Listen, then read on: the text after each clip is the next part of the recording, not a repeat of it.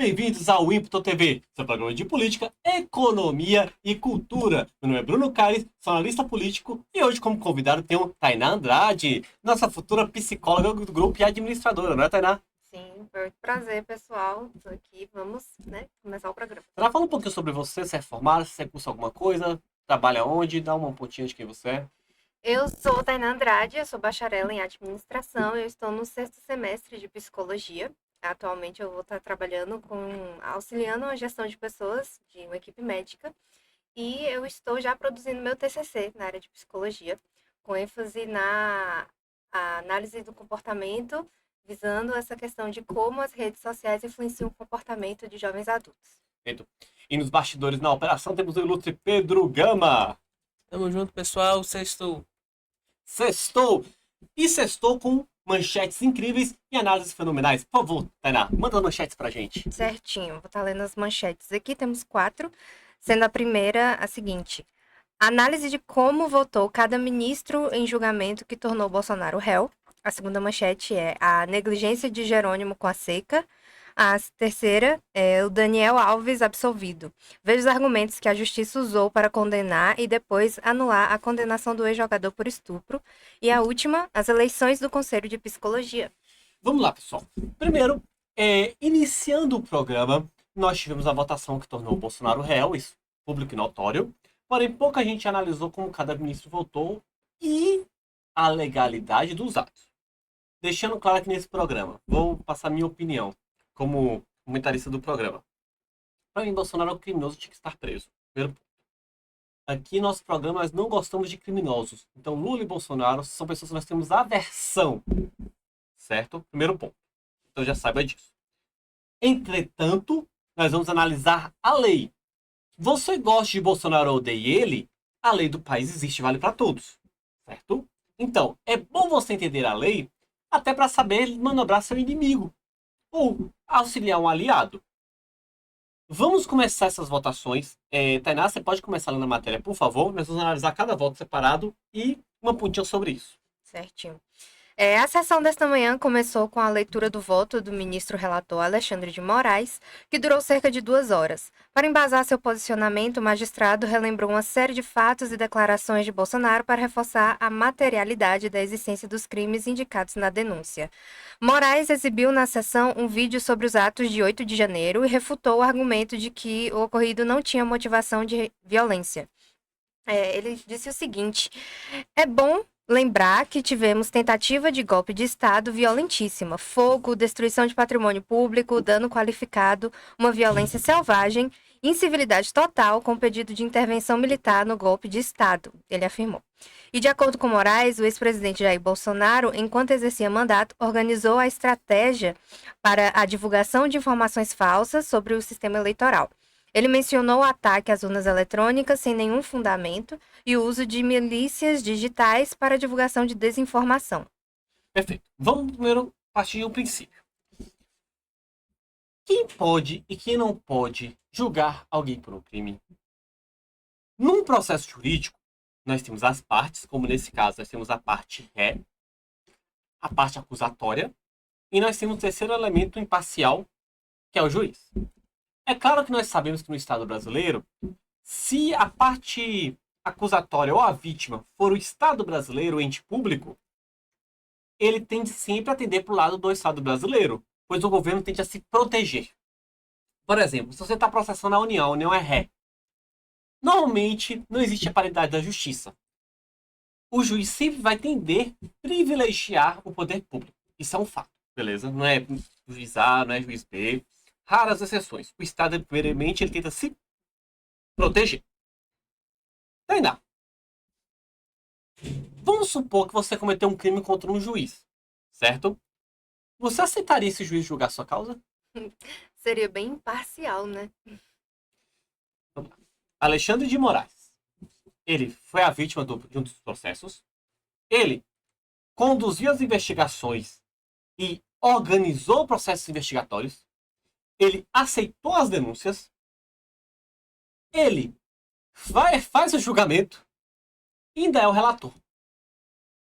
Isso é completamente ilegal. Mas Bruno Bolsonaro cometeu crime de golpe? Cometeu. Não tenha dúvida. Tem que estar preso mesmo. E eu falo mais. Se nosso país fosse um país sério, qualquer crime contra o Estado e a ordem econômica nacional seria pena de morte ou trabalho forçado pro resto da vida. É isso que a família Bolsonaro merece. Mas estamos na República das Bananas. Então olha o que acontece. Um juiz ele usurpa cargos que ele não deveria usurpar para fazer um julgamento. Só que qual o problema isso gera para o nosso país? Instabilidade jurídica. Gera inflação, porque você não sabe o dia de amanhã no Brasil, porque o juiz pode fazer qualquer coisa. Então, o primeiro voto de Bolsonaro contra ele já deveria ser anulado pela questão da imparcialidade, porque Alexandre de Moraes deveria se declarar impedido de se julgar por esses fatos aqui apresentados. Você tem alguma outra colocação para comentar, Pedro? Ele tem o melhor emprego do mundo, né? Porque ele investiga, ele julga, ele é o Ministério Público. Cara, assim, você falou sobre o julgamento de forma geral. Eu queria trazer um ponto bem específico que, para mim, ele ilustra muito bem como que funciona o sistema judiciário hoje. O inquérito das fake news começou com Alexandre de Moraes em 2009 para censurar uma matéria da revista Cruzoé. Isso muita gente não lembra. As pessoas acham que aconteceu naquela época dos bolsonaristas, tá? O gabinete do ódio, isso veio depois. Aconteceu que o inquérito ele já era ilegal desde o seu princípio, porque ele feriu o princípio da liberdade de jornalismo. Ou seja, ele retirou a matéria da Cruzoé, que falava mal de Barroso à época, uma matéria inteira publicada e censurada, lembrando até o período da ditadura. Desde então as coisas foram evoluindo até chegar ao ponto que a gente foi hoje. Mas assim, é uma coisa que ela é muito bizarra. O chefe adjunto de Bolsonaro deu a delação premiada. Ele, como relator do caso, ele aceitou a delação premiada. Ele conduziu a delação premiada, que deveria ter sido feita por um representante da polícia. Mas ele conduziu a delação premiada. A delação premiada, existe um rito na justiça que você tem que gravar a delação inteira e você tem que publicar na sua integridade para que as pessoas possam analisar se ela é válida ou não. A regra da delação mudou também e para uma delação ela ser válida, ela precisa ter prova concreta, comprovando aquilo. Não basta mais ter sua fala da delação para você ter alguma prova material, porque depois da Lava Jato eles dificultaram a delação premiada porque eles viram que a delação premiada servia contra eles. Então, beleza, Alexandre de Moraes ele aceita a delação premiada, ele como relator, ele faz a delação premiada e ele assim, é muito engraçado. Eu esqueci o nome do cara que faz a delação, como é que é o nome dele? O das joias, o ladrão de joias. Mauro Cid? Mauro Cid. Mauro Cid na delação, ele fala claramente que uma das vítimas do plano lá dos kits pretos e tal, ele fala sobre a tentativa de assassinato e fala, olha, uma das vítimas é o senhor. Ou seja, a partir daquele momento, ele deveria ter falado assim, Cid, eu não quero que você fale mais, porque a partir daquele momento ele não tem capacidade técnica mesmo para poder julgar. Pense você, Tainá, que ela é psicóloga. Tainá, você é psicóloga e você consegue entender isso mais. Você é juíza e você vai julgar uma pessoa que tentou te matar, ou tentou matar seu filho. Você acha que você teria... não vou nem te colocar nessa posição. Você acha que um ser humano médio, ou até mesmo um ser humano com a capacidade técnica de treinamento, com experiência, você acha que esse ser humano ele conseguiria manter a imparcialidade diante de uma situação como essa? Não tem como, né? Não vai ser possível. Ainda que ele tenha tanto conhecimento técnico, a vida dele foi colocada em risco. Então não tem como ser imparcial. E só fazer um complemento, que pouca gente lembra, mas Alexandre de Moraes, ele era antipetista. E ele poderia ser o maior aliado de Bolsonaro. O problema é que os bolsonaristas são muito, muito burros. E atacaram a filha dele no aeroporto. Desde o dia que atacaram a filha dele, ele prometeu que ele exterminaria Bolsonaro e o projeto de Bolsonaro, mesmo que ele violasse toda e qualquer lei do Brasil. Mas assim, como assim as instituições conseguem fazer com que ele tenha todo esse poder também? Sabe? Porque, pelo que parece, ele foi tentando aos poucos. E a cada conquista dele... Ele vai ganhando reforço. Ele foi sendo reforçado para, hoje em dia, ele conseguir toda essa dominância. Vamos lá, a gente trabalha com o sistema de freios e contrapesos. A lógica é, se o STF, se o poder jurídico ele sai da caixinha, você tem outros dois poderes para poder devolver. A gente faz uma pergunta. A maior parte dos deputados e senadores, na boca do STF, não serem presos por corrupção. O presidente da República nem se fala. Alguém vai afrontar o STF? Vou dar um exemplo claro.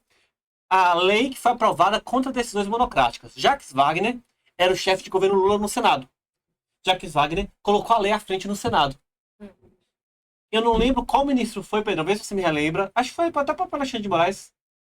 Ou foi Gilmar Mendes que falou: se avançar, eu declaro prisão na mesma hora. Ele falou para um senador que estava fazendo processo legítimo, foi votado, que se você avançar a lei, a gente decreta prisão. Gilmar Mendes deu entrevista sobre isso. E o que o pessoal fez? Calou a boca. Entendeu? Então virou essa regra sem ninguém. Eles fazem, mandam e desmandam, porque quem tem o poder para poder contê-los são grupos criminosos que agora estão sendo refém deles. O que é inconstitucional, né? Porque na nossa Constituição esses poderes eles têm que ser independentes entre si, não é assim? Assim, não existe nenhum poder independente. Cada poder ele tem uma relação indireta com o outro, certo? Mas, como eu falo, existe um sistema. Por exemplo, o Congresso pode vetar decisões do Supremo. O Congresso faz isso? Os caras têm medo, entendeu? É, assim, tá. A gente aprende na escola que os três poderes são independentes, né? Só que Sim. no primeiro semestre da faculdade de Direito, em Teoria da Constituição, a gente aprende que existe o sistema de freios e contrapesos, que é um sistema, um poder, ele tem a sua função típica e ele tem a sua função atípica. Então, qual é a função do Executivo? A função do Executivo é justamente executar. Então, ele executa o orçamento da União, ele executa as questões técnicas, mas o legislativo ele também pode executar. Tanto que as famosas, o orçamento secreto é justamente isso, é o legislativo tendo o orçamento para poder executar. A questão do judiciário, ele vai muito na questão da provocação. Ou seja, a justiça ela é inerte, ela tem que ser provocada. Só que eles se aproveitam de algumas brechas, porque na minha visão, nesse ponto, eu queria até conversar com o Bruno sobre isso. Na minha visão, a legislação deveria ser alterada, porque hoje qualquer pessoa, qualquer partido consegue acessar o STF. Na minha visão, isso não deveria acontecer. Porque a gente tem um país que ele sozinho ele produz 97% das ações judiciais do mundo. Então você tem um rol muito grande de ações que podem chegar ao STF. Vou dar um exemplo da decisão do STF que igualou o racismo ao crime de homofobia, que criou a injúria racial. Esse tema foi proposto, se eu não me engano, foi por uma ação da UP, que tem um deputado federal. Ou seja, independente de mérito da ação em si. Na minha visão, um partido que não quebra a cláusula de barreira, ele não deveria ter direito a poder mandar ação para o STF. Porque assim, a gente tem muita ação, a gente fala da hiperjudicialização, da justiça com partido e tal, só que assim, se chega um processo na mesa do juiz, ele não pode não julgar. Existe, claro, o que a gente acabou de falar, existem questões que você pode pedir porque você está impedido, mas sim, via de regras, se chega um processo na sua mão, você não pode ignorar. É o princípio da não afastabilidade. Exato. Por isso ele não pode deixar jogar um processo. Ô Pedrão, sobre isso eu lembro que existe um histórico. Não que não houvesse ilegalidades no Brasil, mas a primeira grande ilegalidade constitucional violada foi a questão do casamento gay no Brasil. Foi feita inicialmente por uma ADI. Então, e completamente ilegal. Explicar. Você é homossexual, por mim você casa, todo direito. Só que o casamento civil foi feito de forma ilegal no Brasil. Sendo que nós tínhamos condições de fazer de forma legal. E eu lembro que passou um mês, uma ADI extremamente semelhante foi o que proibiu as doações privadas de campanha, que gerou maior dependência dos partidos para o fundo eleitoral público e deflagrou vários escândalos de corrupção depois dali. Então olha que bacana, pegaram uma causa nobre, que era o casamento gay, e usaram como experimento para ver se a população comprava o discurso para a partir dali começar a fazer uma série de ilegalidades. É isso, né? O reforço positivo que ele foi conseguindo. Exatamente. Só que ainda assim era modesto. Só que cada ano que se passava, o Supremo começou a avançar mais. Exceto após o impeachment de Dilma. Depois do impeachment de Dilma, o Supremo ficou acabado. Porque a população brasileira estava, literalmente, o ministro não podia nem sair da porta da rua. Porque a população ameaçava. Só que o que aconteceu com o bolsonarismo, que foi esse lixo que foi o sistema bolsonarista, o Supremo ganhou força porque nós tínhamos grupos antagônicos no Brasil que se juntaram para combater o bolsonarismo e restituir o poder. Então nós voltamos para uma estaca pré-impeachment de Dilma, graças a Bolsonaro e os bolsonaristas. Então, esses grupos eles estão novamente no poder e mais fortes, eles receberam reforço positivo de várias tentativas bem-sucedidas. Só que uma coisa que eu falo, se Alexandre de Moraes está se expondo dessa forma, que ele se expõe muito para poder fazer julgamentos e tudo mais, isso demonstra fraqueza. Porque você acha que ele queria estar se expondo desse jeito? Eu ainda falo, na minha opinião, as elites oligarcas do Brasil, eles estão num fio pior do que o impeachment de Dilma. Pior. E essas elites se odeiam. Alexandre de Moraes odeia o PT. Historicamente odeia o PT. Só que eles se juntaram ali e fizeram um arranjo para poder sobreviver aos novos tempos. Só que o fato dele estar se expondo constantemente, chamando a atenção agora de cortes internacionais, demonstra o quanto eles estão desesperados para se manter. O fato de o governo federal aceitar reuniões com o Comando Vermelho e o PCC para poder fazer reforma em presídio em troca de maior segurança pública às facções criminosas mostra que estão desesperados para poder se reeleger e se manter no poder. Só pra complementar isso que o Bruno tá falando, eu lembro, olha como é que a vida ela é engraçada. Eu lembro de 2015, um professor meu de geografia passar pra gente um documentário sobre os abusos da segurança pública no Brasil. Na época, criticando as ações do então secretário de Segurança Pública de São Paulo, do governo Geraldo Alckmin, Alexandre de Moraes, sobre as ações dele na FEBEM, que era o reformatório de São Paulo. E assim, o FEBEM ele foi fechado. Hoje no Brasil existe uma limitação muito grande a você ter reformatórios. Hoje tem mais um cunho educativo do que punitivo, porque a nossa legislação penal entende que você não pode punir de fato o jovem até ele fazer 18 anos, mas assim, ele nunca foi esse cara ideólogo e tal, não. Ele era um cara do PSDB, ele era um cara do establishment político de São Paulo. Ele trabalhou durante mais de 20 anos. Ele fez carreira com o PSDB. E ele chega a Brasília através de Michel Temer. Michel Temer queria que ele fosse ministro da Segurança Pública, ministro da Justiça depois, só que por acordos lá acabou que ele virou ministro da STF. Então, assim, as pessoas elas olham hoje pra ele e ele acha que ele é um petista e tal, só que ele não é.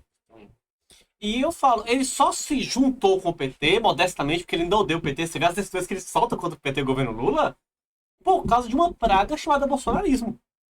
Essa praga, os caras atacaram a única galera que eles tinham, pô, de graça, e as consequências estão aí. Segunda decisão, por favor. Só para complementar a questão do inquérito, porque assim, pessoal, o nosso sistema jurídico, ele adotou um sistema, não é bípede, mas tipo, ele tem duas partes. Ele não é único. Como, por exemplo, a Inquisição, quando você é inquisido, existe uma pessoa que te julga, essa pessoa ela pode ser vítima ou não, mas você não tem o direito à defesa. Aqui não, existe o direito à ampla defesa, ele é constitucional. Então você pode me acusar do que você quiser, mas eu tenho o direito de me defender do que eu quiser. E para isso existiu, isso é fruto do positivismo, quando houve a separação entre igreja e Estado, o positivismo na época porque tinha grandes abusos, que assim, era muito comum, não existia um padrão, tipo, você não era julgado pela sua ação, mas você era julgado por quem você era. Então a sociedade ela falou, não, isso é errado, a gente tem que decidir padrão. Então, tal pena ela é X tempo, independente de quem seja. E o julgador ele não pode ter relação pessoal com o que ele está sendo julgado. Então, no Brasil a gente está tendo uma violação clara desse princípio que ele é constitucional, que é o seguinte. Um cara, ele monta um inquérito, até aí não tem problema ele montar um inquérito, porque o inquérito em si é o ato do inquérito, o juiz ele pode fazer isso. Não é função típica do juiz fazer inquérito, é função típica do Ministério Público. Mas o juiz ele pode fazer isso. Mas no caso específico, Alexandre de Moraes ele faz o papel do Ministério Público, porque ele convoca testemunhas para poder depor. Ele é a vítima do processo e ele é o julgador. Então, tipo assim, ele é todas as partes do processo. Ele só não vai preso porque ele não quer. Mas se ele quisesse, ele poderia se prender. Então, é uma coisa que ela expande e ela explora muito, muito além do que é crível, assim. Tanto que é engraçado isso, porque ele achava que ele teria apoio internacional. Ele estava combatendo o fascismo na América do Sul. Tanto ele como Barroso e alguns outros de uma ala ideológica do Supremo. Só que essas decisões dele são consideradas bizarrices fora do Brasil. Tanto que existe o mundo dele ser preso se ele for para os Estados Unidos. Exatamente. Tão absurda que é a forma como é. E não só os Estados Unidos, outros países estão discutindo isso também. Inclusive a União Europeia já está discutindo a situação de Alexandre de Moraes. Essa questão de imparcialidade mesmo, eu já ouvi falar de um estudo que mostrava que, por exemplo, um juiz, quando ele vai julgar, assim, sentindo fome, a decisão, a sentença dele já pode mudar, sabe? Então é comum que o juiz se alimente antes, ou come algum chocolate antes, alguma coisa assim. A tática de doutora Cintia, hein? Porque justamente só o fator biológico já vai te causar alguma imparcialidade. Imagina essa de sua vida estar em risco, a vida dos seus familiares. Não, e assim, ele pode ser, sei lá, o próprio Gandhi. A partir do momento que você pega um documento e você vê que tentaram te matar, que, expuseram a vida da sua filha nas redes sociais. Não tem uma pessoa em sã consciência que ela olha para isso e fala, não, aqui eu vou deixar isso aqui lá de fora da porta do Supremo e aqui vai entrar o ministro. Isso não existe. Pessoa, não tem como. Por favor, segunda decisão, doutora. Certinho. O segundo voto foi proferido por Flávio Dino, que acompanhou integralmente o voto do relator. Dino mencionou o vídeo trazido por Moraes e disse que ele confirma a materialidade das denúncias sobre violência e grave ameaça. Segundo ele, a Constituição... Ele já queria interromper, pode continuar. A Constituição, desde os primórdios, definiu como altamente gravosa essa conduta, o golpe. A Constituição não fala em pessoas armadas, fala em grupos armados. Dizem que não morreu ninguém. Em 1º de abril de 1964, não morreu ninguém também. Golpe de Estado mata, não importa se é no dia ou anos depois. Tenho muita convicção que as razões técnicas são suficientes para acompanhar o relator, completou o ministro. Pedro tá muito assim. Segura um pouco, Pedro. Respira. Eu só quero fazer uma pergunta primeiro. Você sabia que Bolsonaro, nesse golpe do dia 8, teve um cúmplice? Quem é o cúmplice, Pedro? Fala pra gente. O ministro da Justiça, Flávio Dino. Do PT. Que está ajudando o Bolsonaro. Só, eu achei que tinha sido general. O Flávio Dino era pra ter sido réu com o Bolsonaro nesse processo. Porque ele prevaricou. Tudo isso aconteceu por culpa de Flávio Dino. Quer dizer, Não, assim, não é tudo isso assim, aconteceu por Flávio Dino. Vou explicar. É assim, porque você dá a explicar. entender que ele incitou, mas ele não incitou o fato. Eu não sei se Tainá sabe dessa história, mas no dia 8 de janeiro de 2023, o ministro da Justiça, Flávio Dino, ele desmobilizou a polícia do Distrito Federal e até hoje não apareceu nas imagens da parte de dentro Exato. do Palácio Alvorada. Assim, Porque existem indícios que a polícia de lá ela foi conivente, que ela deixou. Tem alguns vídeos que apareceu de filmagem dos próprios manifestantes.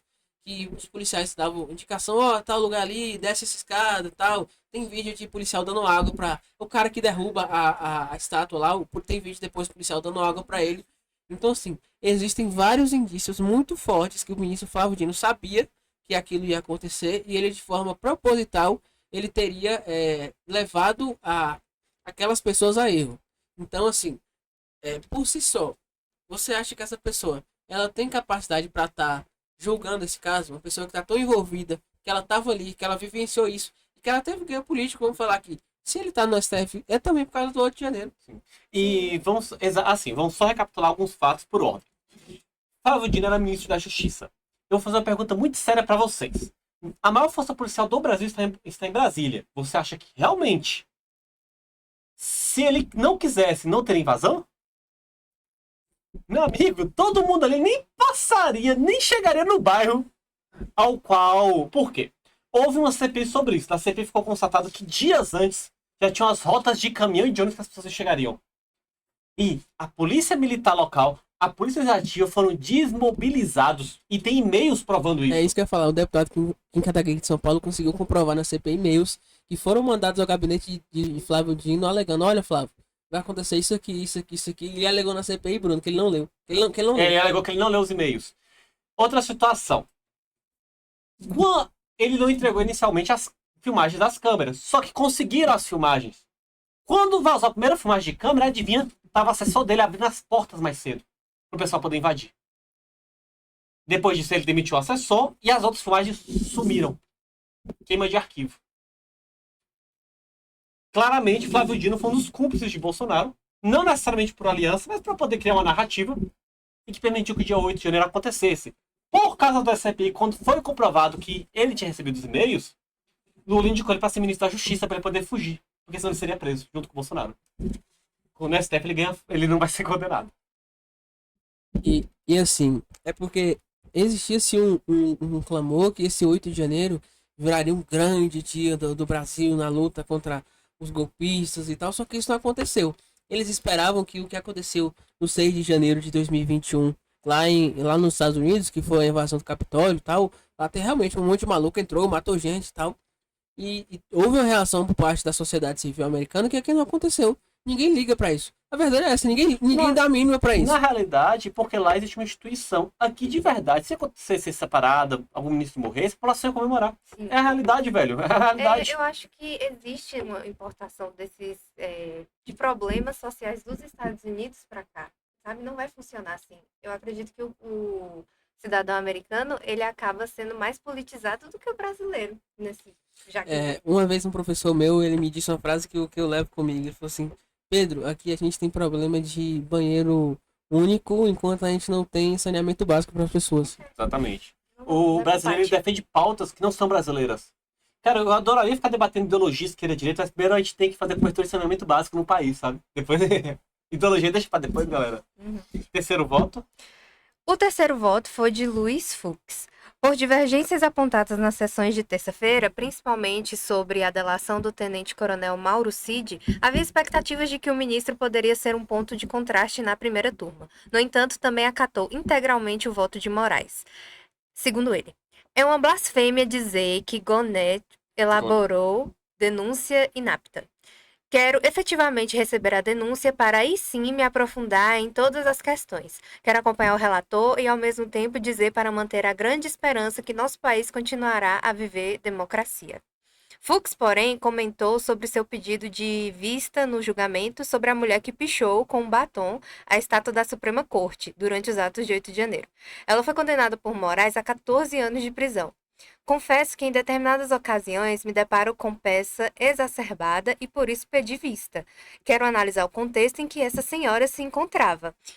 Também eles passam do limite, né? 14 anos por conta de um batom. E assim, tá, e não são só 14 anos, ele pediu uma indenização de 30 milhões de reais pra mulher. Para uma senhora. Sim. Lembrando, Luiz Fux, advogado da Odebrecht, naquele escândalo criminoso, vale a gente lembrar, não é? Lembrando, ele era ministro do Supremo desde 2001, ele se afastou, advogou e retornou para o Supremo Tribunal Federal. O que também é uma bizarrice, se a gente for lembrar também do impeachment de Dilma, que Barroso se afastou do cargo de ministro, foi advogado de Dilma durante o período do impeachment e retornou. Então, assim, você é juiz e advogado ao mesmo tempo, sabe? É brincadeira. Como é que isso acontece? Mas, assim, nesse caso de Bolsonaro, Luiz Fux, ele é alguém que poderia julgar. Teria algum impedimento dele, Pedro? Não, eu só ia completar o que você falou, que o atual ministro da Justiça, Ricardo Lewandowski, ele também teve esse mesmo problema. Ele era advogado da JBS, enquanto era ministro, aí depois que ele saiu, eles falaram que ele podia fazer isso. Então, tipo, você pode trabalhar como advogado em caso que você atuou como juiz. Fora, tá, eu vou te falar uma coisa que é muito interessante que aconteceu. A gente vai falar o nome dele, do Cristiano Zanin, daqui a pouco. Só que é o seguinte... É o próximo aí na lista. No Brasil existe uma questão que é assim, a gente tá falando muito sobre impedimento aqui no programa de hoje. Mas pensa comigo, Bruno é seu esposo, Bruno ele é juiz, certo? Bruno ele não pode atuar como advogado em caso que vá ao Supremo, porque ele não tem como, porque ele é parcial. Certo? A menos que eu seja esposa de uma pessoa. Calma. Não vou dar spoiler, mas quando se casa. No Brasil existia-se o entendimento que você, Tainá, mesmo que você não seja um ministro do Supremo, mesmo que você tenha seu escritório, você não poderia encaminhar caso ao Supremo, porque, poxa, seu esposo tá lá. Pode ser que ele seja sorteado, só que assim, você é próximo daquelas pessoas ali, são pessoas do seu convívio. Até que o advogado Cristiano Zanin virou ministro da STF, e a primeira coisa que ele fez foi retirar isso. Aí, dias depois, soube que a esposa dele assinou um contrato de 40 milhões. Porque assim, quem é que não vai querer isso? Porque a esposa de Zanin, ela tem um escritório de advocacia. A esposa de Gilmar Mendes, ela tem um escritório de advocacia. E a esposa de Luiz Roberto Barroso também tem um escritório de advocacia. Então me fala, você acha que a justiça hoje ela é mais feita por parte técnica ou por parte de contato? Você não vai querer contratar o escritório da esposa do Cristiano Zanin porque ela tem uma relação direta com os ministros da STF? Não é? Vai facilitar a minha vida demais, então eu vou procurar ela. Agora, assim, dentro dos meus estudos para essa área, assim, eu passei um tempinho estudando para o concurso do TSE, né, o eleitoral. E uma coisa que eu percebi é que a área do direito é muito privilegiada. É como se fosse institucional todas essas questões, entendeu? De privilégios. Mas quem é que fez a legislação? Pois é. Vamos lá, por que eu resolvi fazer Mas direito? é muito na cara dura que vocês se privilegiaram, assim. Uma pergunta básica, por que eu quis fazer direito? Hã? Por que eu escolhi fazer direito? Porque você entendeu essa parte de privilégios. Porque Realmente assim, nossa acontece. sociedade ela é desigual. Eu quero fazer mudanças, então quanto mais poder eu tiver pra fazer mudanças, eu vou correr atrás. E um desses é fazer direito. Você que tá me ouvindo, se você quiser mudar a sociedade de forma brusca, o único caminho, infelizmente, no Brasil é o direito, porque o direito ele é privilegiado. Um cidadão que tem OAB, ele tem privilégios que o cidadão comum não tem no Brasil. Isso é absurdo. Isso não é justo, porque Não é, e é se injusto. seguisse a Constituição direitinho, Não tem uma parada que você não pode ser preso em flagrante, você tá com sua beira à mão? Oi? Não tem uma parada que você não pode ser preso em flagrante, você tá com sua Exatamente, beira vai à da mão? carteirada policial. isso é muito absurdo. Vai da gente. carteirada policial. Igual agora eu tô passando a lei aqui em Vitória da Conquista, que o advogado vai ter privilégio em filas.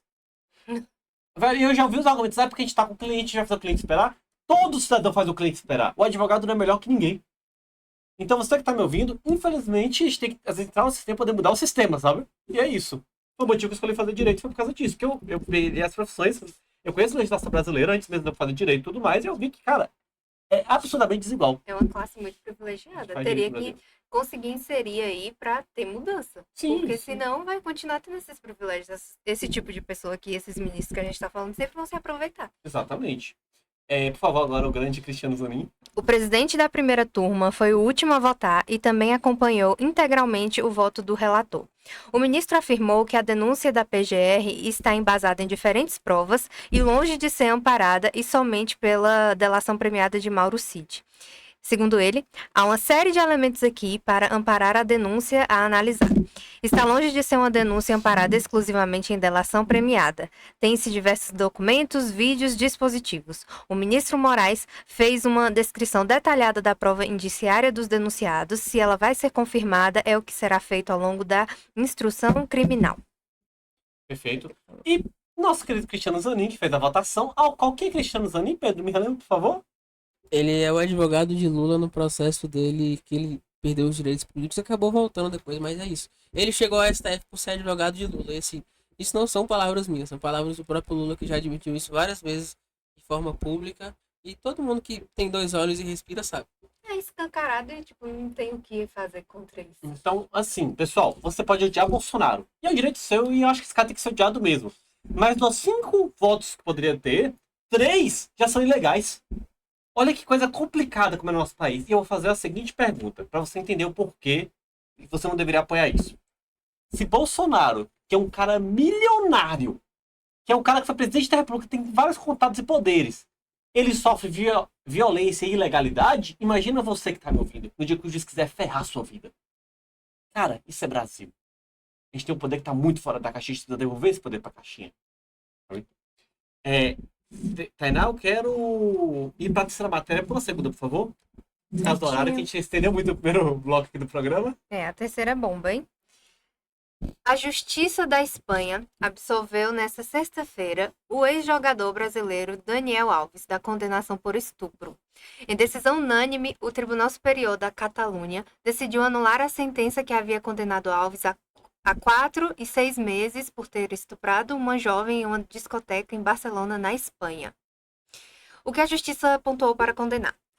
Para o tribunal, havia ficado comprovado que a vítima não consentiu e que existiam elementos, além do testemunho da denunciante, para considerar aprovada a violação. Os 3 elementos que, para a justiça, comprovaram a violação eram a existência de lesões nos joelhos da vítima, seu comportamento ao relatar o ocorrido e a existência de sequelas. A resolução pontuava que, para a existência de agressão sexual, não é necessário que ocorram lesões físicas, nem que haja uma oposição heróica por parte da vítima em manter relações sexuais. Ainda que, no caso da vítima que acusava Daniel Alves, essas lesões existissem. Reforçou que as lesões provavam que ela havia tido violência. E o que pontuou agora, para inocentar, falta de confiabilidade e contraste com outras provas. Por favor, vamos só fazer aos poucos para explicar um pouco. Vamos lá. Daniel Alves foi acusado de estupro, certo? O que o caso concreto demonstra? Vamos pegar o que é base. Não existe muita denúncia falsa, a gente sabe que existe, mas vamos lá. Primeiro, você sabe quem foi que denunciou? A vítima pediu anonimato. Isso interfere no comportamento. Ela não pediu indenização. Ela só queria que ele fosse preso. Terceiro ponto. Vamos para a parte científica. No mesmo dia foi feita perícia e demonstrou que ela sofreu violência sexual. No mesmo dia, demonstrou-se também que ela sofreu violência física. Então você tem todos os critérios. Também teve o teste de alcoolismo. Então você teve todos os critérios demonstrando que ela sim foi vítima de estupro. Primeiro ponto. O que ocorre? Nós falamos muito da justiça brasileira, mas temos que ver cada país em forma de justiça. Você atendeu todos os critérios para se comprovar. Eu vou ter que apelar para a carta da corrupção, porque isso não é normal. Pedro vai fazer umas colocações também sobre o país e a cultura do país, mas eu quero citar o seguinte. Quando a gente parte do histórico, o que é que o réu Daniel Alves citou? Primeiro, o depoimento dele, ele cita que ele nunca tinha visto a vítima na vida. No segundo depoimento dele, ele citou que a viu, mas nunca teve contato com ela. Provaram que era mentira, porque na balada tinha filmagens. No terceiro depoimento dele, ele falou que teve contato com ela, mas não teve relação sexual. Fizeram espermograma, mostraram que sim, ele teve relação sexual com ela. No quarto depoimento dele, Ele falou que teve relação sexual, mas os cortes no joelho dela foram porque ela se abaixou pra fazer sexo oral nele. Fizeram o exame, mostraram que os cortes do joelho dela foram por violência. E não porque ela se ajoelhou no chão. Agora ele fala que foi consentido. Se é o sexto depoimento dele, que ele mudou. Ele criou 6 histórias diferentes. E esse cara, ele vai ser solto. Né? Por causa disso, sabe? É realmente um absurdo. Assim. Pedro, explica um pouquinho sobre a história da Espanha e esse julgamento do Catalão, por favor. A gente estava conversando sobre esse caso, porque assim, esse é um caso que ele choca e ele revolta, né? Eu e Bruno conversamos sobre isso hoje durante a tarde, antes da gente começar o programa, a gente estava conversando sobre isso. A pergunta que a Ana fez é, por que isso aconteceu? Porque existe materialidade, existe prova. Primeiro eu queria fazer, complementar um pouco ali no tempo que Bruno escreveu. Daniel Alves, ele é um jogador que ele é muito importante para a história do Barcelona, e em Barcelona ele é um cara muito respeitado. Então ele estava no boate, ele estava se sentindo em casa. Então, assim, ele é um cara que não existe limites para ele. Principalmente em Barcelona. Ele é um cara que ele tem estátua em Barcelona. Então, assim, ele é um cara grande na cidade. Na época da denúncia, a denúncia chegou até ele, que a polícia abriu um inquérito, ele jogava no México, ele estava jogando Pumas. A polícia entrou em contato com ele, falando assim, olha, Daniel, vem aqui, preste seu depoimento e você vai ser liberado. Porque na época, ele não tinha ideia que a moça tinha feito a denúncia, ele não sei o estado mental que ele estava. Mas ele foi lá, ele fez esse primeiro depoimento, falando que ele não conhecia a menina. Aí já entra uma pergunta aqui. Tá bom, você tá em outro país, você não precisa ir pra Espanha. Por que você vai se defender em um caso que você fala que você não conhece a mulher? Por que você vai se prestar todo esse trabalho? Aí ele fica preso, porque a polícia já tinha a prova, já tinha vários indícios, como o Bruno citou. Aí depois que ele é preso, é feito o espermograma porque existia material genético dentro da vítima. Foi por isso que eles constataram também o estupro. Depois de fazer o espermograma, eles constataram que o material genético era dele. Então, a forma de você deixar material genético é justamente com o esperma. Agora, eu queria trazer um caso muito peculiar da Espanha, que ajuda a explicar. Assim, lógico, ele é, como eu acabei de falar, ele é uma estátua. Ele é um cara muito grande. Ele está na seleção dos melhores jogadores do Barcelona. Até pouquíssimo tempo, existia foto dele nas paredes do clube. Então você anda no clube e você tá vendo ele o tempo inteiro. Ele é um cara muito grande. Isso é um dos pontos que ajuda. Logicamente, eu acredito que existe o tráfico de influência, sim. Só que a Espanha, ela é um país muito peculiar. Porque a gente vê, acompanhando o cenário internacional do esportivo, a gente vê os casos que Vinícius Júnior está sofrendo, né? Sofrendo racismo em vários estados da Espanha. Aí você pergunta, por que isso acontece? Porque a Espanha não tem uma lei que torne racismo crime. Eles equiparam a lei de injúria, não injúria racial, mas injúria mesmo, você xingar, ofender alguém, ao crime de racismo. É uma equiparação forçada e é uma pena reduzida, porque a injúria é uma pena muito reduzida. Aqui no Brasil mesmo é 6 meses, 6 meses de reclusão e serviço social pela multa. Então, assim, ele tá falando pra você que pode. Aí eu vou ler pra vocês uma coisa que eu acho que vai ser chocante, mas assim, mostra um pouco o estado que a Espanha tá. Lembrando assim, a Espanha é um país muito católico, muito, muito, muito católico.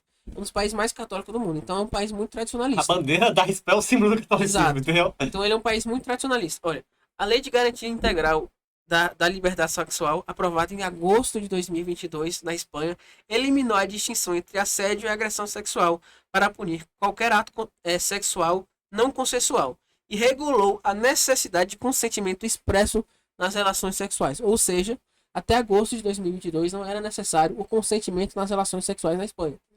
Então a gente está falando de um país que tem uma cultura, não vou falar pró-estupro, mas uma cultura que não se importa com isso, muito recente. Então todos os juízes que estão na Suprema Corte, todos os juízes que estão no julgamento de segundo grau, todos os juízes que estão no primeiro grau, todos os delegados, todos os policiais, eles são formados nesse sistema.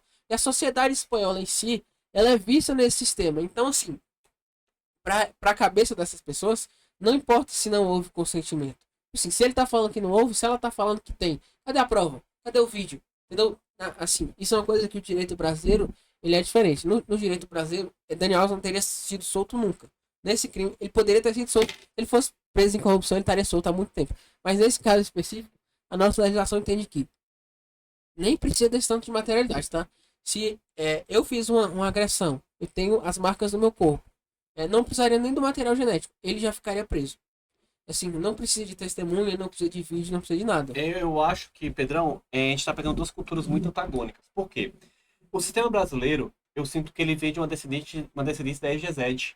Porque a gente tem muita lei, a gente tem muita lei em tudo, a gente tem muita lei escrita. A gente não segue porcaria nenhuma, a gente tem lei pra tudo, beleza? Inclusive a lei do Brasil por crime de estupro eu sou totalmente antagônico. Porque eu sou contra. Porque o que acontece? Você tem uma supervalorização da palavra da vítima num país que a cada 10 denúncias de estupro, 7 são falsas. Então, para você poder salvar 3 vítimas, você prende 7.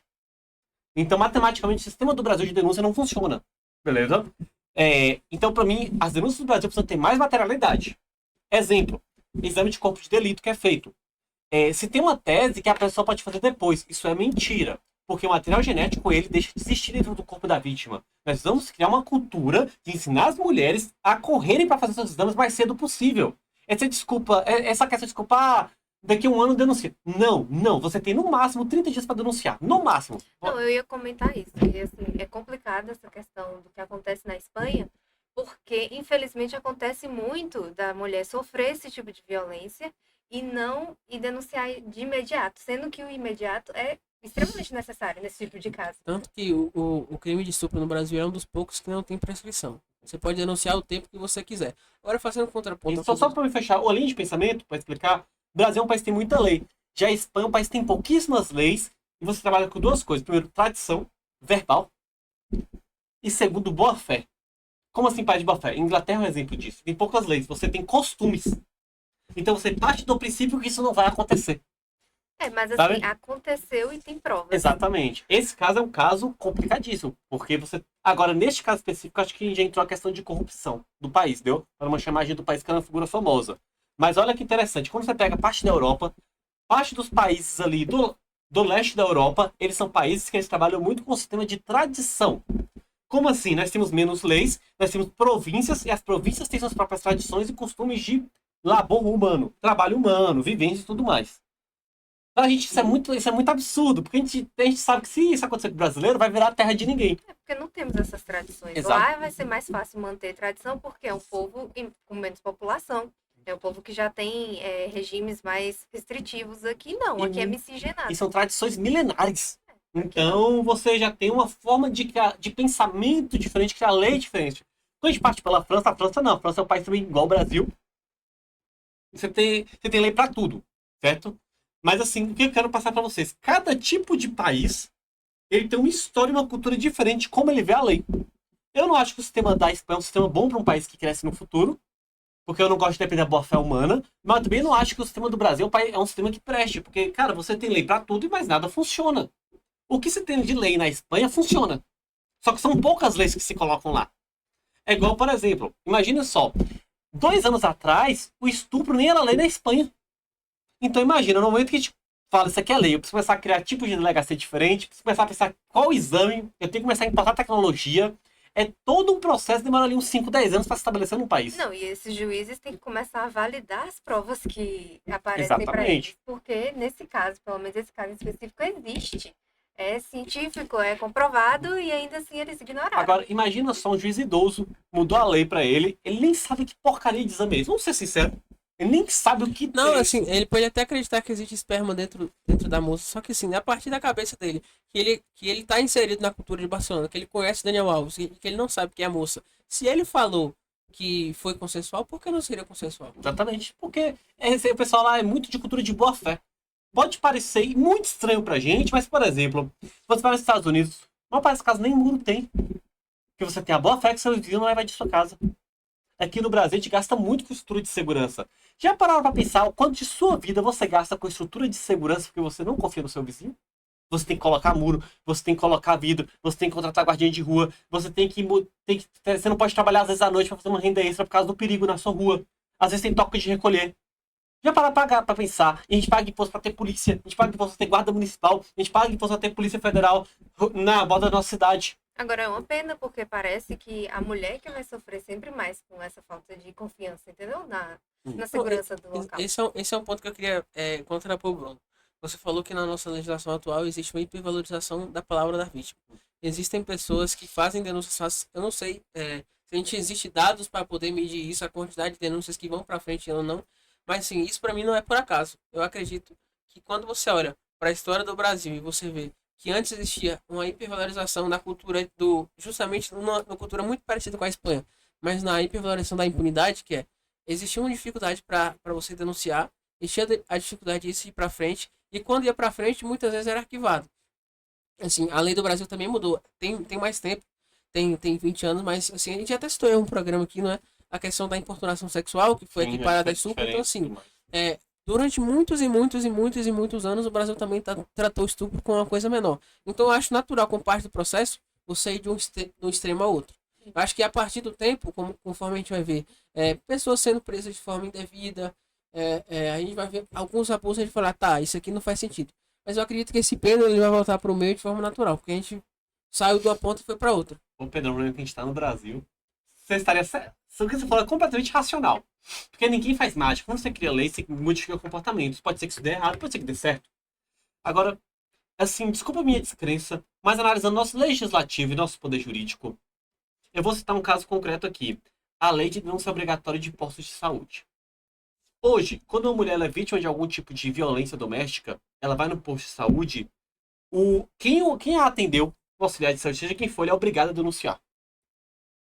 A Procuradoria-Geral da Mulher foi contra, o Ministério Público foi contra, todo mundo o Conselho de Psicologia foi contra, todo mundo que trabalha com mulher em situação de vulnerabilidade foi contra. Aí você fala, Bruno, a gente está denunciando a violência contra a mulher. Gente, existe o mundo real. O que acontece hoje? Hoje, nós estamos tendo mais subnotificações. Por quê? Se a mulher que ela é vítima, no momento que ela for no posto de saúde, ela obrigatoriamente vai estar participando de um processo que ela não quer participar. E pior, uma pessoa também que não quer participar, vai estar participando do processo, que provavelmente mora perto dos agressores, você está ferrando a vida de mais de uma pessoa. Então as mulheres, elas quebram um braço, uma costela, não tá indo mais para posto de saúde para o hospital. Porque senão ela acabou toda a vida. Agora imagina só, vamos pegar a cidade do interior, ela ainda volta para a cidade do interior, com o processo nas costas para casa, no caso que ela tem que morar na casa do marido. Mas é isso. Se a lei está sendo dessa forma, é necessário que o Estado também ampare essa vítima. Por isso que vão se construindo essas casas que vão acolher a família e seus dependentes. A família não, a mulher e seus dependentes. Entendeu? Nesse tipo de casa. Tanto é que, se eu não me engano, aqui em Conquista já vai estar sendo inaugurada, você já inaugurou até, né? A Casa Rosa para a mulher, nesse tipo de condição. Eu acho que também pode acontecer essa mudança, igual o Pedro mencionou, do pêndulo ficar voltando mais, por conta de que talvez as mulheres comecem a ter mais a conscientização de que, assim que aconteceu, infelizmente aconteceu a violência, ela já tem que ir denunciar, ela já tem que fazer os exames para se resguardar. Não só para tentar culpar o agressor, sabe? Eu acho que isso é uma das menores preocupações dela naquele momento, mas ela tem que se resguardar, ela tem que tomar um coquetel de medicamentos, ela tem que se cuidar antes de qualquer coisa. Agora deixa eu fazer uma situação, um problema muito grave no Brasil.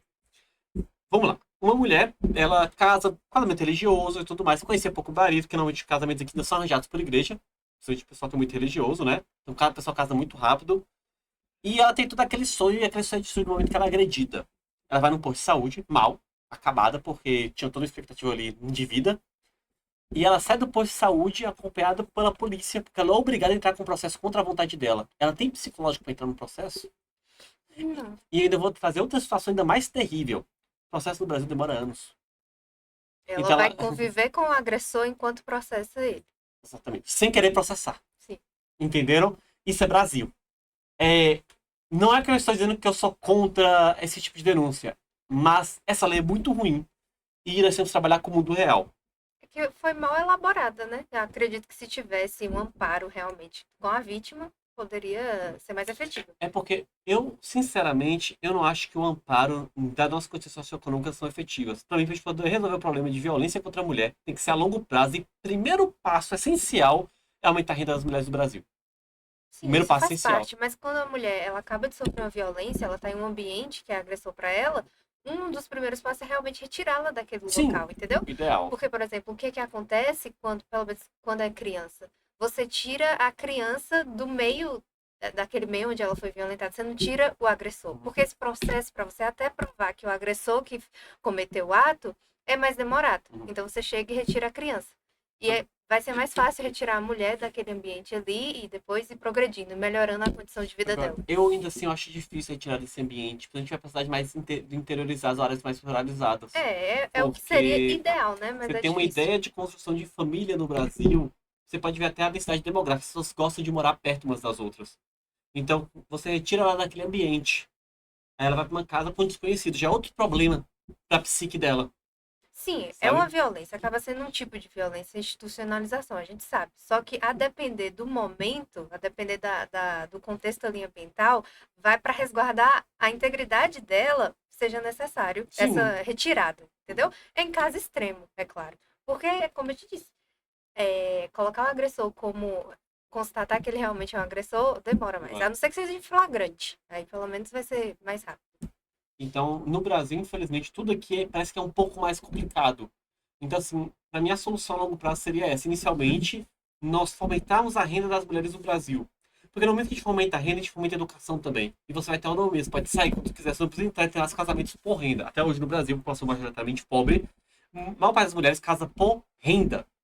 E a mulher que casa por renda, ela não pode denunciar. Em hipótese alguma. Porque a vida dela acabou. No momento que ela denunciar. E isso é um fato terrível do Brasil. Sim. Entendeu? Agora sim, uma coisa que dá pra fazer, que dá pra melhorar o sistema, que é uma coisa que eu não vou propor uma situação utópica, eu vou falar uma coisa que já existe. Existia assim, um grande problema em denunciar abuso infantil, porque a criança ela tinha que se submeter ao mesmo depoimento várias e várias vezes. Ela tinha que fazer o mesmo depoimento 10, 11 vezes diferentes, porque ela faz a primeira vez na escola, depois ela tem que fazer na frente da conselheira tutelar, depois ela tinha que ir na delegacia, depois ela tinha que fazer na frente do juiz. Aí esse processo ia demorando. Até que existe alguns processos novos, inclusive aqui em Conquista existe um centro que ele é considerado referência, que é justamente essa casa onde a criança ela colhe o acolhimento dela uma única vez. Tem um representante do Ministério Público, tem um representante da polícia e tem um representante do Conselho Integrado, Tutelar, no caso, né? exatamente, e lá já faz o exame de corpo de delito. Então é um lugar só, uma vez só. Por que a gente não pensa uma forma dessa para casos de estupro também? Seria Que a ideal. mulher, ao invés de ela ter que relatar aquele trauma, várias, ela psicóloga, ela pode falar melhor do que qualquer pessoa aqui. Qual o impacto que você tem de estar revivendo o trauma várias e várias e várias e Sim, várias não. vezes? Isso que eles fizeram foi a escuta protegida, que funciona no centro integrado. Lá tem vários sistemas, né? Tem os conselhos tutelares e também tem outros programas como o CREAS. Tem o CREAS lá e tem também a vara da infância e juventude. Então, lá eles colocaram esse complexo da escuta protegida, que se eu não me engano é aliada com o projeto Childhood, que é Isso, da exatamente. Princesa da Sim, Suécia, sim. né?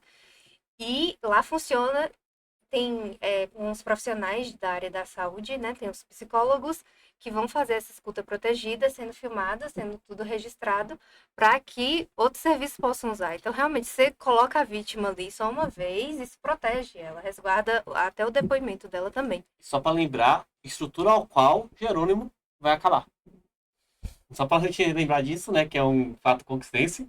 Nosso governador, como sempre, ajuda. Jerônimo odeia mulher. É incrível, né? O que Jerônimo pode fazer para aumentar a violência contra a mulher, ele faz. Porque o centro integrado, ele foi uma evolução, sabe? Na conquista, ela realmente é pioneira em assistência No social. Brasil inteiro. O Conquista em primeiro CREAS, lugar no Brasil. o CREAS Rural de José Gonçalves foi o primeiro CREAS do interior da Bahia, se não me engano. Então, ele é referência. Destruir um serviço assim, que é tão completo, é algo extremamente complexo. Mas assim, a prefeitura já vai fazer o centro de referência à mulher. Fica ali em frente ao tiro de guerra. Ao qual para mim não deveria ser ali, mas vai ser feito. E aparentemente vai incorporar tudo isso ainda de forma maior, já com a delegacia do lado também. É, Pra poder facilitar, porque no entendeu? centro integrado também funciona a delegacia. Também Já, tem já vai ser delegacia. tudo integrado. Tem Poder que ter, facilitar. sabe? Foi uma ideia muito boa, funcionou muito bem e tem que continuar e melhorar. Exatamente. Já teve de alguma outra pauta, Pedro? Como é que tá nosso horário? Nós temos mais 10 minutos aí pra vocês 10 explorarem da minutinhos forma. As só. eleições de psicologia, né? Quer falar sobre as eleições? Uhum. Quero ter alguns questionamentos. Você, como estudante de psicologia, que vai se formar em breve, O pessoal vai estar tendo as eleições de psicologia agora de 2025, entre 23 e 27 de agosto, se eu não me engano. Vão ser as eleições para os conselhos regionais de psicologia e a consulta nacional para o Conselho Federal de Psicologia, justamente no mês que marca o mês do psicólogo, né? então, assim, primeiro eu quero dar minha opinião sobre algumas coisas da psicologia. Eu quero que, se você puder, me responder. Desculpa a agressividade da opinião. Mas recentemente, por exemplo, para citar um caso concreto, nós tivemos a questão do fim dos manicômios judiciais, que gerou uma série de assassinatos e estupros no Brasil, com conivência e auxílio do Conselho de Psicologia. Isso é um fato. E inicialmente com conivência e auxílio Ah, do calma. Conselho Nacional de Justiça. Sim, sim. Que ao qual também tem membros do Conselho de Psicologia que são membros de lá também, não é só advogado. Até porque a OAB se posicionou contra. O que é que acontece? Eu tenho a impressão, se eu for pegar a questão dos coaches, os estelionatários que vendem esse tipo de coisa, quem vende curandeirismo e tudo mais. A gente parte agora com a situação do manicômio judicial. Eu estava vendo o Conselho do Paraná, onde, gente, claramente, você olha o Conselho do Paraná, são pessoas desqualificadas para serem psicólogos.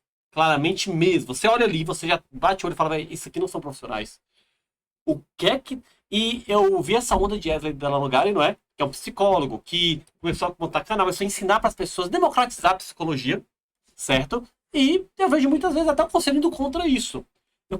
Então, para mim, que sou cidadão, e minha vida é afetada pelo conselho de psicologia, eu sinto que o conselho não apenas é desqualificado, mas também muitas vezes colabora com atividades criminosas em nosso país, permitindo que estupradores e massa saiam da cadeia, coisas desse tipo, lutando por essas causas que se dizem erradas, com a tese da luta manicomial, a luta humanista e coisas do tipo. Eu vou te perguntar, existe esse problema, é impressão minha só? Como é que está a situação do conselho? Existe esse problema claro, o conselho ele não é qualificado, é impressão minha, o conselho faz muita coisa boa pela população brasileira. Olha, quem entra pelo conselho são pessoas que conseguiram passar em um concurso público, porque o conselho é autarquia. Então, adentra lá a partir disso. Só que dentro do conselho de psicologia existem comissões, tem várias comissões. Tem comissão de ética, tem comissão para serviços de saúde, serviços da área social. Dentro dessas comissões, outros psicólogos ou profissionais que são referência na área, eles podem adentrar e fazer parte. E dependendo da comissão, estudantes também podem. Então, tem essa gama de pessoas que, na teoria, devem ser qualificadas, né, para conseguir fazer parte desse tipo de comissão. Agora, o Conselho de Psicologia, dentro do que eu já ouvi de próprios psicólogos, ele deixa muito a desejar. Ele não luta tanto pela classe. E uma dessas questões foi justamente essa parte de que o Conselho de Psicologia foi um dos que foi a favor dessa resolução do CNJ. Porque o que se pretende com essa resolução do CNJ é seguir a lei antimanicomial. A lei antimanicomial, basicamente, ela vai estar determinando ali que o ideal é que aquelas pessoas que tenham algum problema não sejam mais isoladas, não sejam tratadas pelo isolamento, como ocorria antigamente, entendeu? São pessoas que têm distúrbios e aí não querem mais tratá-la através de isolamento social, porque pode ser prejudicial para elas. Então, elas se defendem nessa lei que essas pessoas sejam tratadas através de convívio social o máximo possível, sabe? Respeitando a condição dela, é claro. Então, tentam fazer essa integração dessas pessoas. O que acontece, na minha opinião, é que essa questão do CNJ, ele não vê a peculiaridade dessas pessoas que estão nesses manicômios judiciais. Porque quem acaba sendo colocado em manicômios judiciais são pessoas que foram presas por crimes hediondos, né? Geralmente são inimputáveis, que se chama. Isso. Então, hoje a gente já tem uma ressocialização que não é eficaz. E fazer uma ressocialização de quem também tem problemas, tem distúrbios, provavelmente tem transtorno antissocial, será ainda mais difícil. Então, por isso que fica muito complicado. O que eles defenderam nessa questão dessa resolução é que essas pessoas, elas não vão ficar mais trancafiadas no manicômio judiciário e vão ser tratadas pelos sistemas de saúde como o CAPS, por exemplo, Centro de Atenção Psicossocial. Porém, entretanto, também acaba sendo um pouco fora da realidade, visto que o CAPS, ele já não abrange a demanda atual dele. Pelo menos, eu acredito que qualquer psicólogo que trabalha no CAPS, ele vai ser contra isso, porque a demanda atual já não é suprida. Não tem como. A demanda é muito alta para poucos técnicos, para poucos recursos para conseguir atender essas pessoas. E aí você ainda vai trazer casos que têm ainda mais complexidade de lidar.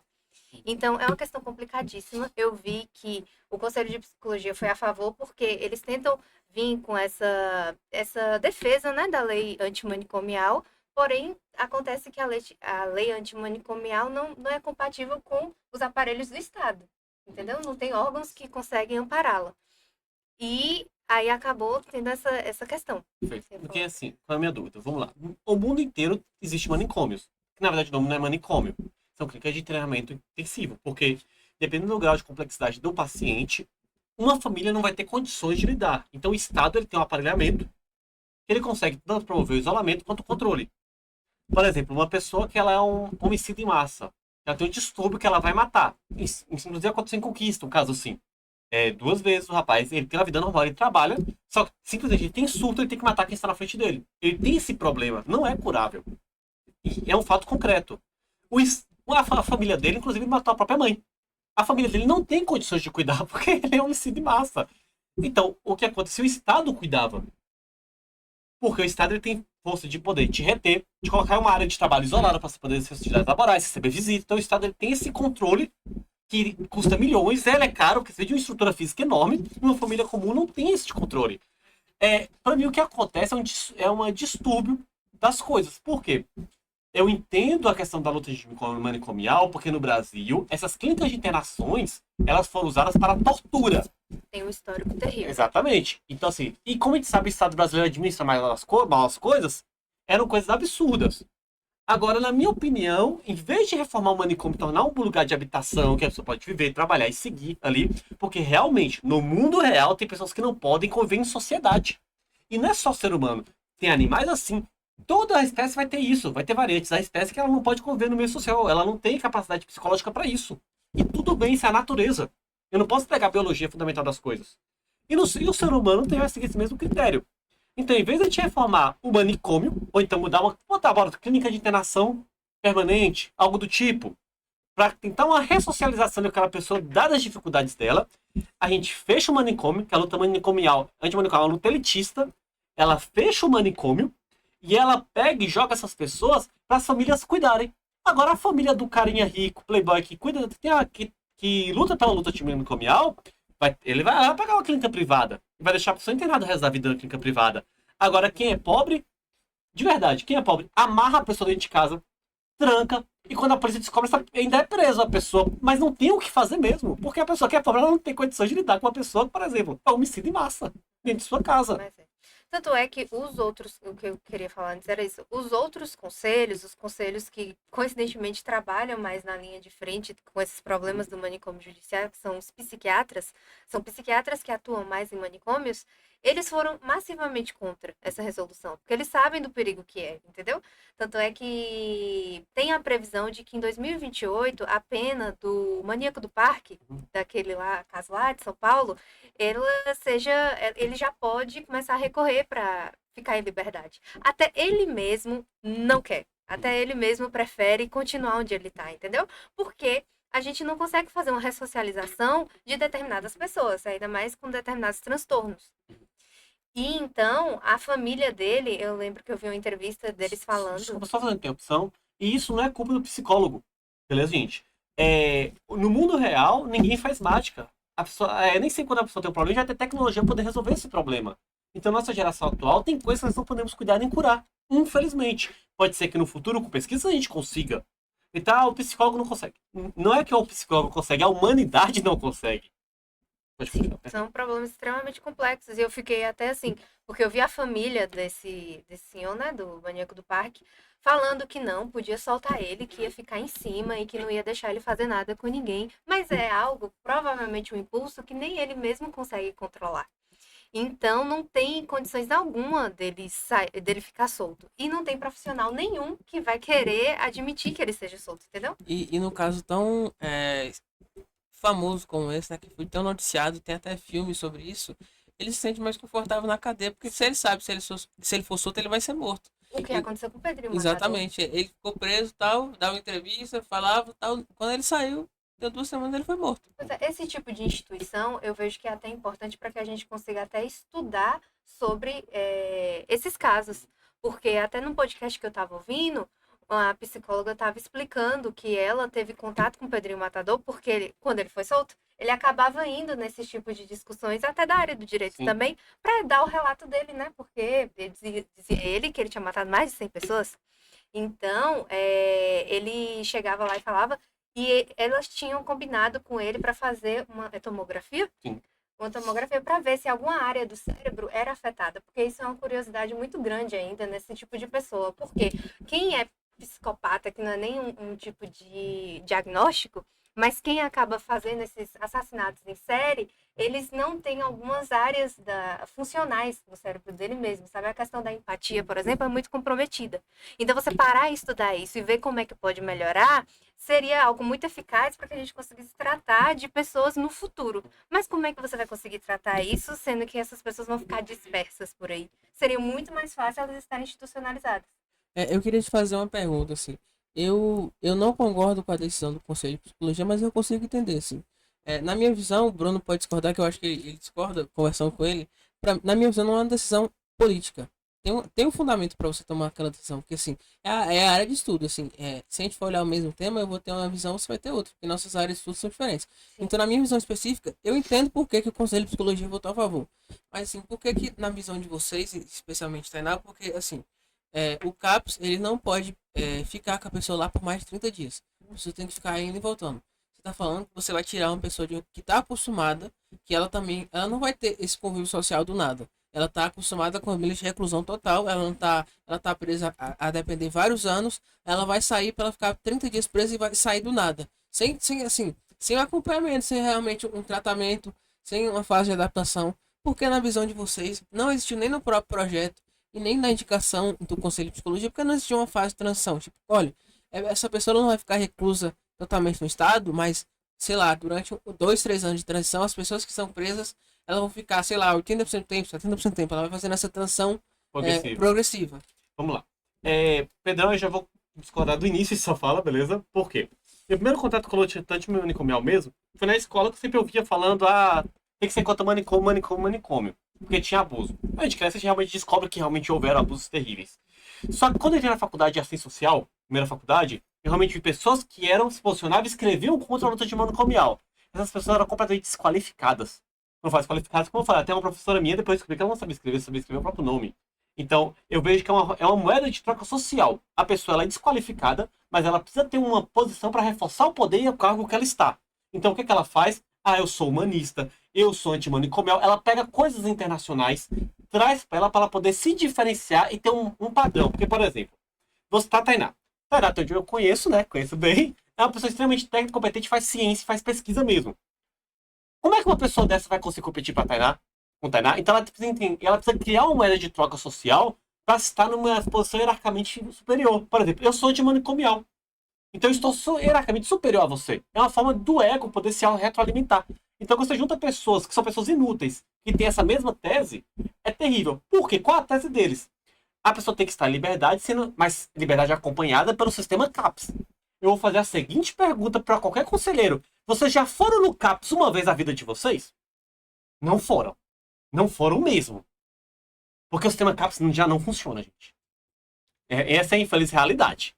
O sistema CAPS, eu vou citar a questão do pessoal que tinha espectro de autismo, que você tinha 450 famílias, o CAPS só atendia 15, regularmente. Então É aquilo que eu um falei. problema. A demanda existente já não é atendida. Não é. Então, você atender casos ainda mais extremos é incompatível, entendeu? Com a realidade.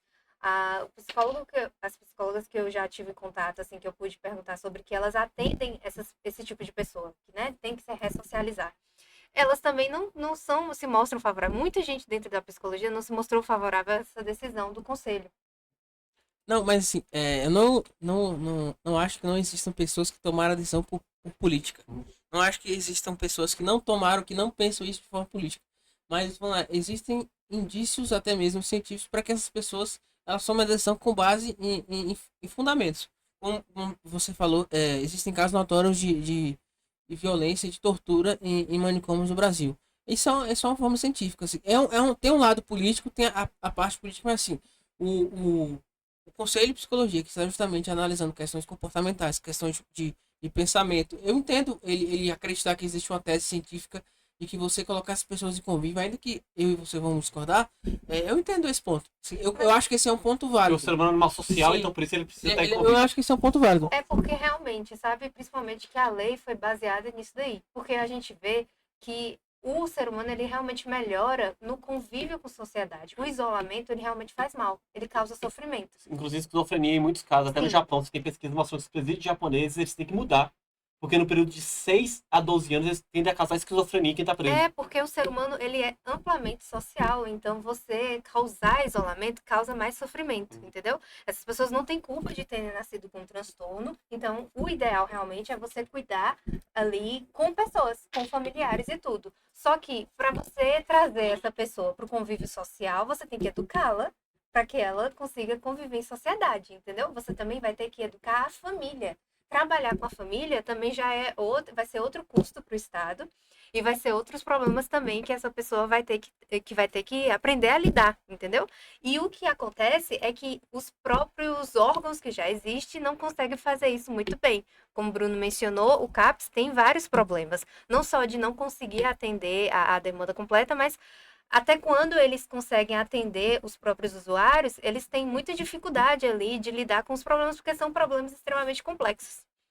Então, assim, eu entendo também que tem essa parte científica, porque para o próprio ser humano vai ser melhor ele ser cuidado no ambiente social. Só que ainda assim, existem alguns casos que isso vai ser extremamente difícil de ser feito, entendeu? Que geralmente são esses casos que são essas pessoas que cometem crimes hediondos. Ou então esses casos de serial killer. São pessoas que não conseguem se comportar em sociedade mesmo e eu entendo que nossa ressocialização, até para pessoas que são comuns, que não têm transtorno, já não é suficiente, já não é competente, e fazer isso com quem tem transtorno vai ser ainda mais difícil. Para encerrar, questão do horário, só para terminar essa questão de fundamentação científica, Pedrão, na decisão posta, não houve citação da decisão que foi votada, beleza?